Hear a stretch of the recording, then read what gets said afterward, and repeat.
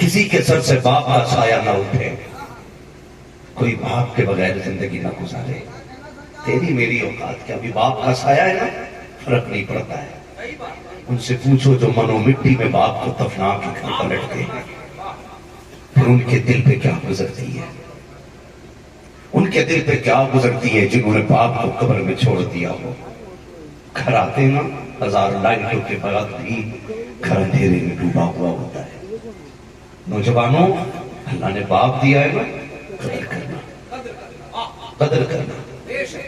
اللہ نے مجھے سب کچھ دیا ہے، عزت بھی ہے، شہرت بھی ہے، دولت بھی ہے، کیا نہیں ہے، لیکن تمہیں سچ بتاؤں، جب میں گھر جاؤں نا، دنیا لاما کہتی ہے، بڑے بڑے نام اشتہار میں دیتی ہے، لیکن جب میرے باپ مجھے بیٹا کہہ کے آواز دیتے نا، تو میرا کلیجہ ٹھنڈا ہو جایا کرتا ہے۔ اس لفظ بیٹے کے لیے تڑپ جاؤ گے جس دن یہ نہیں ہوگے۔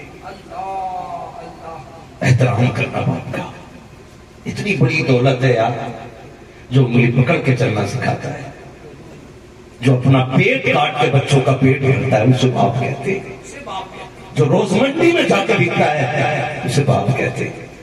اگر آپ نے یہ کہتی ابا میری فیس بھری جانی ہے، جانتے ہو جوتے سلوا کے پہنتا ہے، لیکن تیری ڈریس نہیں خرید کے جو دیتا ہے اسے باپ کہتے ہیں۔ ہاں، اپنی جیب میں پیسہ ہونے کے باوجود پسند کی منڈی سے مارکیٹ سے چیز کو نظر انداز کر کے جو آ جاتا ہے اسے باپ کہتے ہیں، کیونکہ وہ جیتے ہی اولاد کے لیے، اور آج اولاد کے دیتی ہے ابا تم نے ہمارے لیے کیا کیا ہے۔ خدا کا واسطہ دیتا ہوں، باپ اس دن نہیں مرتا ہے جس دن وہ سفید کفن میں لپٹتا ہے۔ میں دیکھ رہا ہوں سینکڑوں آنکھیں برس رہی ہیں، اللہ ان برستی آنکھوں کے صدقے میں محفل قبول کر لے، اور ہم سب کے سر پہ باپ کے سائے کو دراز فرما دے، جن کے چلے گئے ہیں اللہ انہیں بے حساب جنت عطا فرما دے۔ میں کیا بات عرض کر رہا تھا ابھی آپ سے، باپ کہ تمہاری وجہ سے ہم نے آج تک ٹوٹی جوتیاں پہنی ہے، باپ اس دن مر گیا۔ باپ تو تبھی مر جاتا ہے جب بیٹا منہ پہ دوا کا پرچہ پھینک کے کہتا ہے تمہارے خرچے اٹھاؤں یا بچوں کے خرچے اٹھاؤں۔ سردی آ گئی ہے، ابا کے تکیے کے نیچے دیکھنا پچھلے سال کا کھانسی کے سیرپ کا ریپر رکھا ہوگا جو انہوں نے پھاڑ کر رکھا ہوگا، اس لیے کہ یہ فائدے مند تھا، اگلی بار پھر نکالیں گے۔ کتنے باپ اتنے بے بس ہیں اختر بھائی کہ بار بار اس پرچے کو نکالتے اور پھر رکھ لیتے، پھر نکالتے پھر رکھ لیتے۔ بی بی کہتی کیا بات ہے، کہا کھانسی پریشان کر رہی ہے، پچھلے سال کے سیرپ کا نام ہے یہ، لیکن ہمت نہیں ہو رہی بیٹے سے دوا مانگو کہ نہ مانگو۔ لوگ پوچھتے قیامت کی نشانیاں بتاتے، میں قسم کھا کے کہتا ہوں جب باپ بیٹے سے دوا کی بات کرتے ہوئے ڈرنے لگ جائے نا، تو پھر الگ سے نشانی مت ڈھونڈنا، سمجھ لے قیامت تیرے دروازے پہ آ کے کھڑی ہو گئی ہے۔ اگر باپ ڈرنے لگ جائے بیٹے سے بات کرتے ہوئے تو سمجھو قیامت دروازے پہ آ گئی ہے۔ کسی کی قیامت آئے نہ آئے میری آ چکی ہے، اس لیے کہ محبوب نے فرمایا اگر تمہیں یہ پتہ لگانا ہو کہ رب راضی ہے کہ ناراض، تو کعبے نہ جا، صفا مروا نہ جا، باپ کی چوٹیوں میں جا، اس کے دینے کو دے۔ اگر وہ راضی ہے تو خدا راضی ہے، وہ ناراض ہے تو خدا ناراض۔ قدر کرنا اس کی، کبھی یہ مت کہنا یار کہ تم نے میرے لیے کیا کیا ہے، کبھی مت کہنا۔ وہ کبھی بیٹھا کرو سراہنے، کبھی کندھے دبایا کرو، کبھی باپ کے تلوے دبایا کرو۔ وہ پوچھے نا کیا بات ہے، کہا آج تیرے قدموں میں جنت دیکھنے کو من کر رہا ہے۔ چھوٹی چیز مت مانگنا ماں باپ سے، بڑی مانگو، اس لیے کہ بڑے دربار سے بڑی بھی ان سے وہ مانگو جو کہیں نہ ملتا ہو، پھر دیکھو خدا کی شان سے تمہیں عطا فرماتا ہے، کس شان سے تمہیں عطا کرتا ہے۔ ماں باپ کے قدموں میں بیٹھ کے اگر مانگنا ہے تو رب کی رضا مانگا کرو، جنت کے کھلے دروازے مانگا کرو۔ اگر وہ کہہ دیں گے جا رب تجھے کھلی جنت عطا کرے، تو خدا کی قسم تجھے مرنے میں دیر لگے گی، جنت میں داخل ہونے میں دیر نہیں لگے گی۔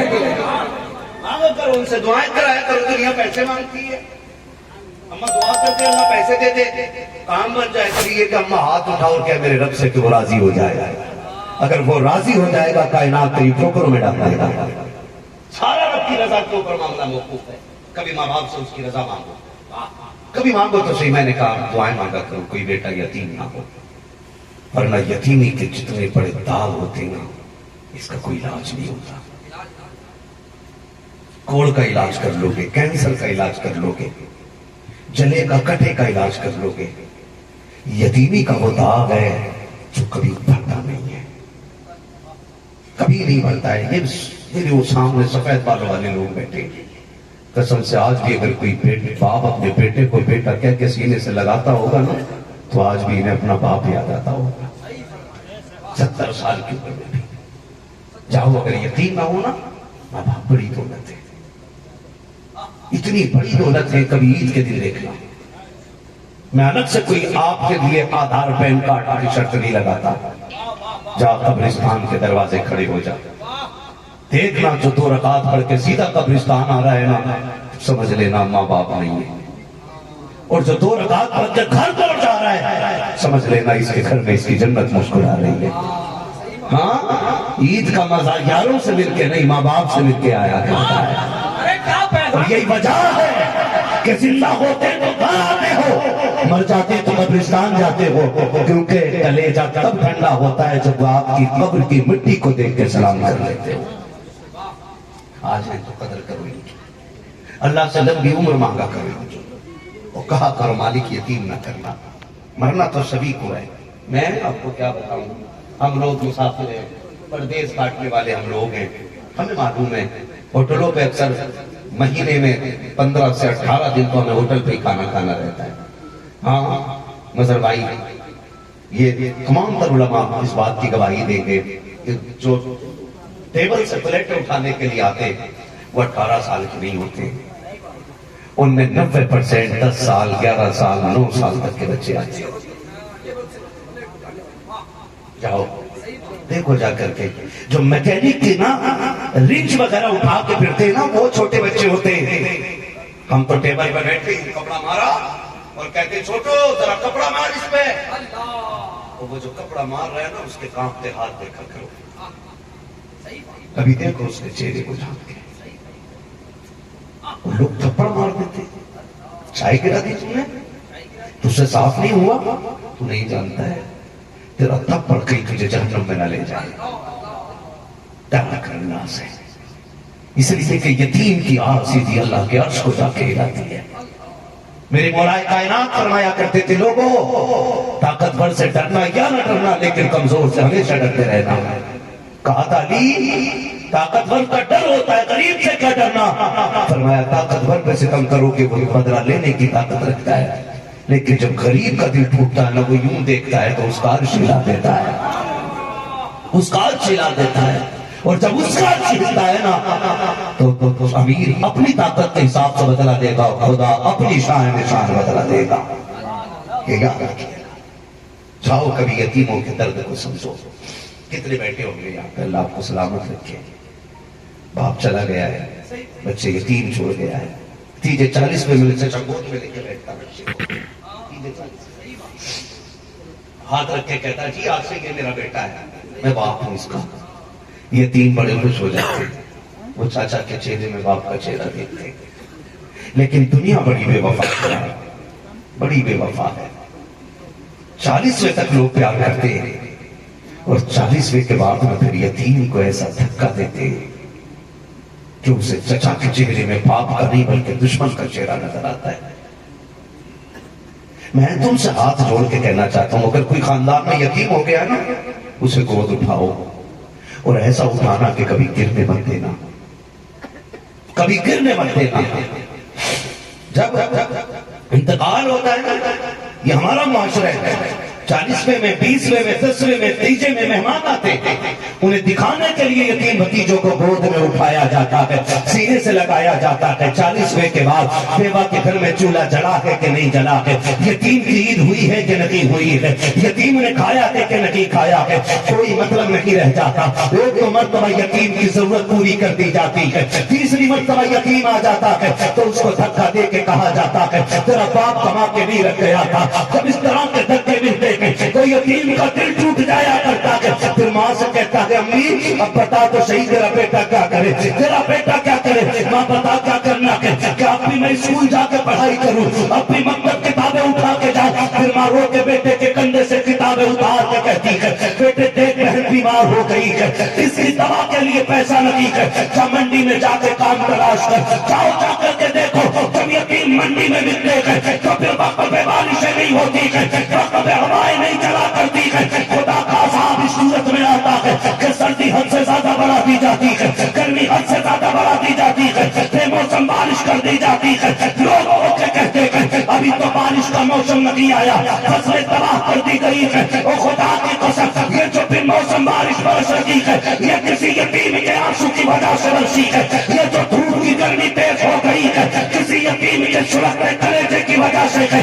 एक तो सभी माशरे में आज जो दुनिया सिसक रही है किसी यतीम पे सितम किया गया होगा, तभी माशरा सिसक रहा है। और तुम्हें खुदा का वास्ता है लो ईदों के लिए अपने बच्चों के लिए शॉपिंग करते हो, 10-10 हजार के कपड़े खरीदते हो। मैं दावे के साथ कहता हूँ 5,000 के कपड़े खरीदोगे तब ईद हो जाएगी, 3,000 के खरीदोगे तब ईद हो जाएगी। अपने बच्चों के कपड़ों के पैसों से कुछ पैसे निकाल के यतीम के कपड़े दिलवा दो। खुदा की कसम तेरे नए जोड़े से खुदा इतना राजी नहीं होगा जितना यतीम की मुस्कुराहट से खुदा राजी होगा।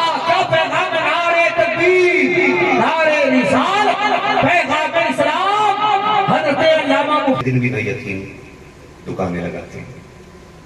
हमारा बेटा 10,000 का जोड़ा पहन के जाए, बगैर बाप का बेटा ईद के दिन भी दुकान में चने बेच रहा है। क्या ईद मनाने का हक उसे नहीं है? क्या नए कपड़े पहनने का हक उसे नहीं है? आज दुनिया ईद मना रही है, बड़े से बड़ा बदमाश ईद मना रहा है, पापी ईद मना रहा है। यतीम ने क्या बिगाड़ा है किसी का जो आज भी से नए कपड़े पहनने का हक नहीं?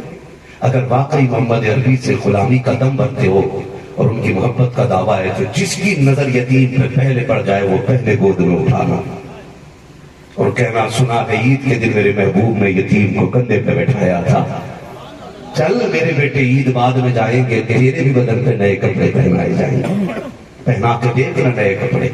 आपको क्या लगता है गरीब नवाज हुई गरीब नवाज बने? ईद का दिन आया, माने सरकार मोइनुद्दीन चिश्ती अजमेरी को नए कपड़े पहनाए, जा बेटे ईद की नमाज पढ़ने जा। गए नमाज पढ़ के लौटे ना, अजीब मंजर था। आपका कुर्ता पुराना था, पजामा जो पहन रखा था वो नया था। माँ ने कहा बेटा मोइन क्या मसला है, मैंने दोनों कपड़े नए पहनाए थे और ये क्या किया तूने, कुर्ता किधर है तेरा?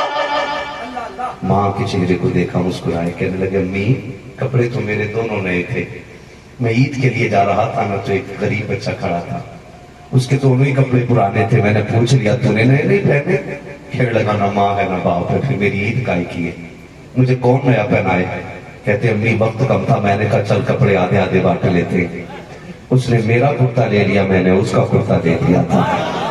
माँ ने फरमाया जा तू तो बड़ा गरीब नवाज है, आज तक दुनिया सरकार को गरीब नवाज के नाम से पहचान रही है।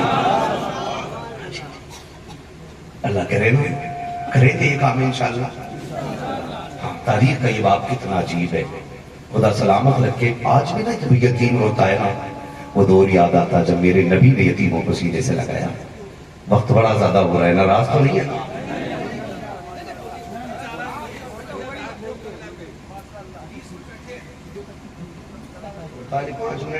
बेटे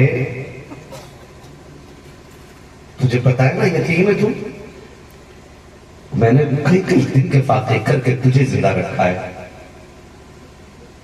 पैबंदी की बात करता है, हमारे घर में तो खाने के लिए कुछ नहीं होता है, एक ही जोड़े में जिंदगी गुजर गई।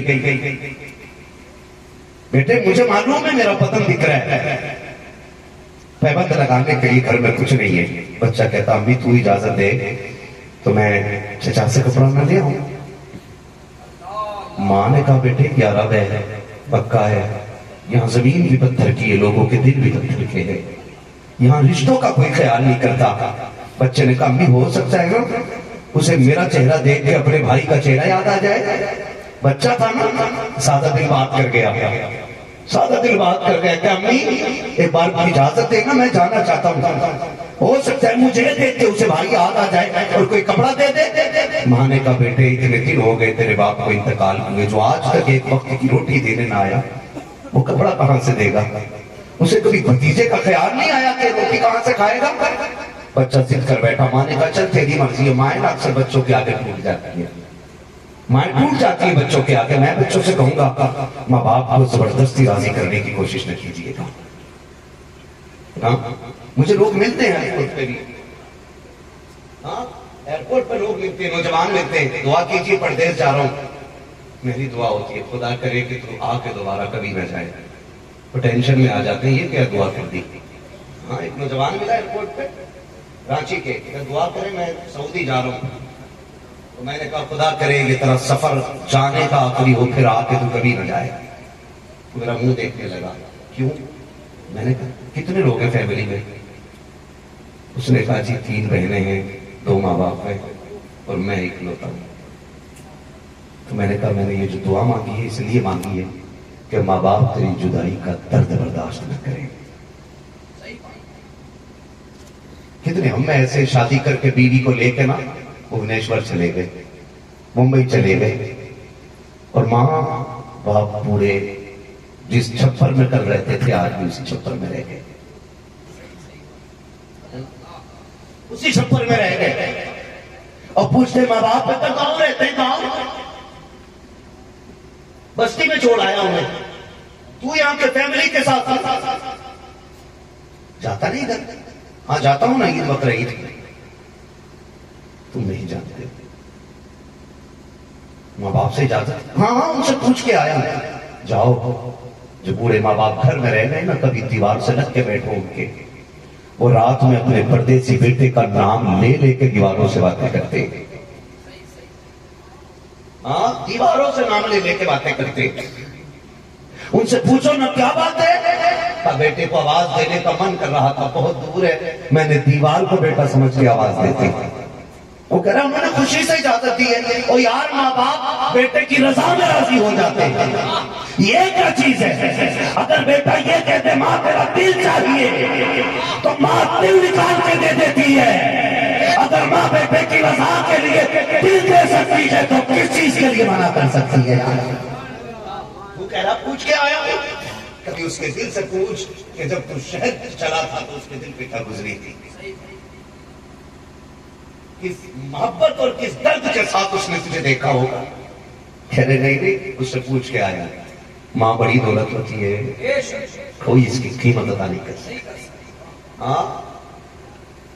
جا تیری کوئی ضرورت نہیں ہے، تیری اوقات کیا؟ اگر موسیٰ کلیم اللہ جیسا پیغمبر ہو جو دور پہ جا کے رب سے ضد کر جاتا ہو، رب سے ضد کر جاتا ہو، اور جب ماں کا انتقال ہو تو وہی آ جائے، موسیٰ لہجے سنبھال کے آنا،